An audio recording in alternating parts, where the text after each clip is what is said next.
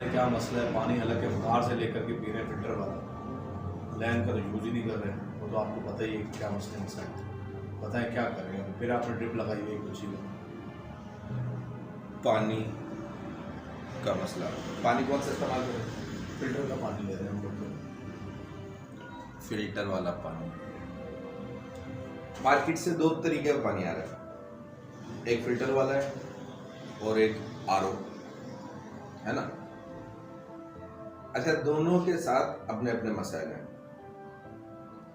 Filter वाले पानी का मतलब है कि उसकी स्टरलाइजेशन नहीं हुई है, उसमें जरासीम मौजूद है, वो सिर्फ फिल्टर हुआ है। फिल्टर में क्या क्या चीज़ें हो सकती हैं जी? वो डस्ट है, मिट्टी है, गंदगी है, बैक्टीरियाज वगैरह उसके अंदर, वो ख़त्म नहीं होंगे।